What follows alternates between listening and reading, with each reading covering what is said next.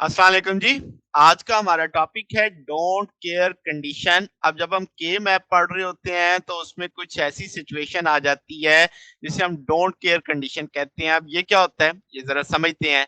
तो जब digital system design हम देख रहे होते हैं तो जैसे मैंने कहा सिचुएशन अराइज़ होती है कि जो कुछ इनपुट वेरिएबल्स होते हैं वो अलाउ ही नहीं होते आपके पास, यानी उनका रिजल्ट्स अलाउ नहीं होते। तो वो जो लॉजिक सर्किट डिजाइन किया जाता है तो सर्टेन इनपुट्स कंडीशन हम कहते हैं कि उसकी कोई स्पेसिफाइड आउटपुट नहीं आती। तो आम तौर पे ऐसी इनपुट कंडीशन कभी होती नहीं है। तो दूसरे लफ्जों में आप कह सकते हैं कुछ इनपुट के कॉम्बिनेशन ऐसे होते हैं उनका कोई भी रिजल्ट आए हमें उससे कोई फर्क नहीं पड़ता। तो इसीलिए लिखा हुआ है डोंट केयर कि आया उसका जवाब जीरो आए या वन आए कोई फर्क नहीं पड़ेगा। जैसे बीसीडी कोड है, बाइनरी कोड, जैसे बाइनरी कोडेड डेसिमल में आपके पास 6 इनवैलिड कॉम्बिनेशन होते हैं जो 9 से लेकर 15 तक लिखे होते हैं, जो आपके सामने इस तरह लिखे हुए हैं 1010 से लेकर सो ऑन सो। अब आपके पास ये जो अनअलाउड स्टेट है ये कभी भी आपके पास उस एप्लीकेशन में नहीं आएंगी जहाँ पे बीसीडी कोड चल रहा होगा। तो हम कहेंगे आया आप इनको चाहे जीरो ट्रीट करो चाहे वन ट्रीट करो, आउटपुट को कोई फर्क नहीं पड़ने वाला। ठीक है। अब ये जो डोंट केयर कंडीशन है इसका हम फ़ायदा उठाते हैं। किससे कि अपने जो बूलियन एक्सप्रेशन है उसे मज़ीद सिंप्लीफाई कर लेते हैं।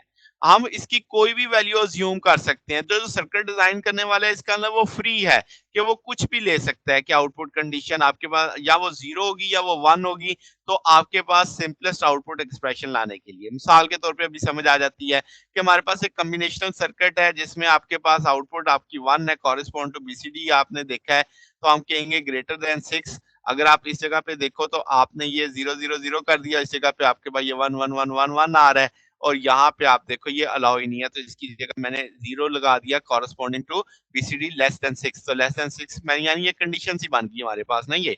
तो अब आप इसको जब मैपिंग करोगे तो 0 वाले लग जाएंगे, 0 मैंने मेंशन नहीं किए, जहाँ-जहाँ 1 आ रहा था वो 1 लग गए, बकिया जो आपके पास एप्लीकेबल नहीं थी वो आपने एक्स एक्स लगा दी। अब 2 मामलात होंगे आपके सामने कि ये जो अब आपने यहाँ पे ये वन्स प्लेस किए हैं ट्रुथ टेबल को देखते हुए, इसी तरीके से हम एक्स भी डायरेक्ट ही अप्लाई करेंगे, यानी डोंट केयर वाली जो एंट्रीज़ हैं वो भी के मैप से देख के डायरेक्ट अप्लाई कर देंगे। तो जो ग्रुपिंग है 1 और एक्स की उसे हम ट्रीट करेंगे कि एक लार्जर ग्रुपिंग होगी।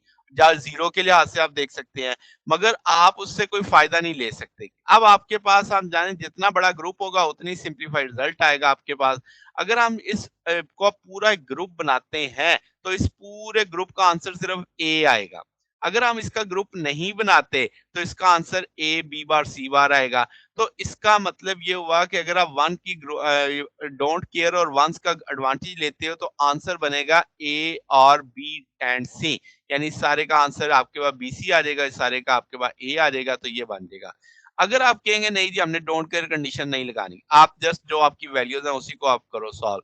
तो ये अब आपके पास क्या बनेगा? ये बनेगा ए बी बार सी बार और ए बार बी सी बार, क्योंकि इसमें भी आपकी कंडीशन नहीं ना इस्तेमाल होगी, सिर्फ यही टूल इस्तेमाल करेंगे आप, तो वो ए बार बी सी बार बनेगा। तो आप देख सकते हो कि ये वाला एक्सप्रेशन ज़्यादा सादा है इसके लिहाज से, ठीक है? तो अब ये एडवांटेज तो हुआ कि आपने देखा कि हमने जब डोंट केयर टर्म्स इस्तेमाल की तो ज़्यादा सादा लॉजिकल एक्सप्रेशन हमारे सामने आ गया। तो यही एक इसका सादा-सा एडवांटेज है कि जो एक्सप्रेशन नहीं भी है वो अपनी मर्ज़ी के लिहाज़ से आप उसे 0 कंसीडर करो, 1 कंसीडर करो, मैपिंग करके उसको सॉल्व कर लो, तो आपका एक्सप्रेशन मज़ीद सादा हो जाएगा। तो ये जनाब हमारे पास आज का टॉपिक था। अगर आपको इसमें कोई बात पूछनी हो, डाउट हो तो नीचे कमेंट्स में पूछ सकते हैं। वीडियो अच्छी लगी हो तो वीडियो को लाइक कीजिएगा, दोस्तों के साथ शेयर कीजिएगा, चैनल को सब्सक्राइब कर दीजिएगा। अब तक के लिए इतना ही, बकिया इंशाल्लाह फिर नेक्स्ट देखेंगे। ओके, अल्लाह हाफ़िज़।